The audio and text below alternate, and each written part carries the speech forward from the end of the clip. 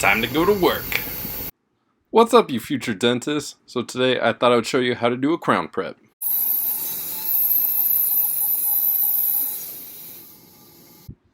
So basically what you're going to do with your burr is you're going to sink it into the incisal edge of the tooth. And yes, that is supposed to be a burr. So don't make fun of my drawings, okay? So here's what that looks like. So this is why it's important to know the size of your burrs. So if you have an 018 shoulder, if you sink it all the way down, you're going to be just under 2 millimeters. So if you're doing a 2 millimeter reduction, you'll be right there. Now that you have your depth grooves, you're going to smooth it out. And when you smooth everything out, make it all connected, that'll probably take you the rest of the way of your 2 millimeter reduction.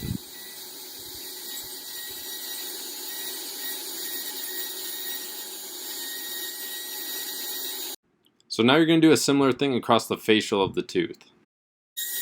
So again, we're going to be using our burr to measure. So this time we're going to be using the tip to measure how big we want our margin. So again, this is using the right burr for the right job, for what we need.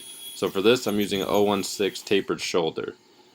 So that being said, it tapers down to about 1 millimeter. So if I have the burr sunk all the way in, the tip of that is about 1 millimeter. So that will give me my millimeter margin I need for an EMAX crown. And you can do this the same way. You can do a couple of depth grooves using your burr and sinking it all the way in, or you can just kind of do a continuous back and forth across the face, keeping the burr sunk in at about 1 millimeter the whole way. That way it's a little bit easier to clean up. So now we're going to reduce the lingual. So same idea, except for this time we're going to use like a football shaped burr to fit the tooth. And if it's hard to tell from my drawing, this is what it looks like in real life. So it's too hard to prep and film like this, so I'm going to cheat and take it out of the mouth. Just like the facial, you're going to sink your burr in, about 1 millimeter in this case.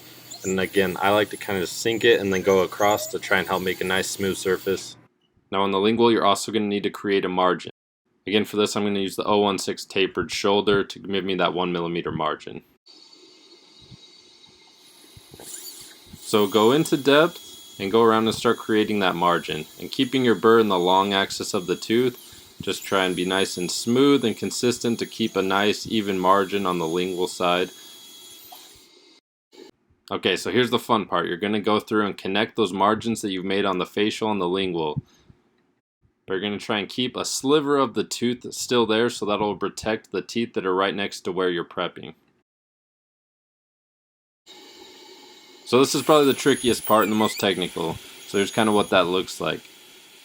Again, try and leave a little, we call it like an eggshell, just a really thin piece of tooth structure on those teeth right next to where you're cutting, just so in case you move a little bit, that tooth is protected by that little sliver of tooth. And as you work your way down, that kind of sliver will eventually just break off once you get around your margin. Keeping that sliver also helps you kind of gauge how deep to go, because you don't want to over prep this. So if you keep just like a small sliver, that'll put you at about the right spot, the right amount of reduction.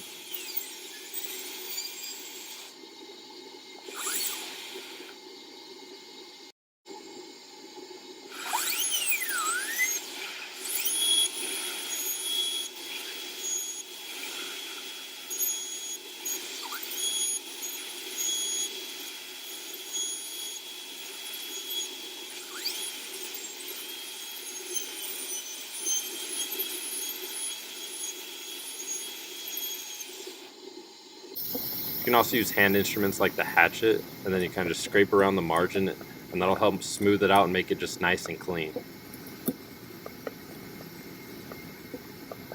can also find like a less abrasive burr and just go around and make sure that everything is nice and smooth. You can turn down the speed if you want to make you more comfortable. So if you have any questions or you want to see more videos like this, please let me know in the comments below, and always subscribe so you don't miss anything.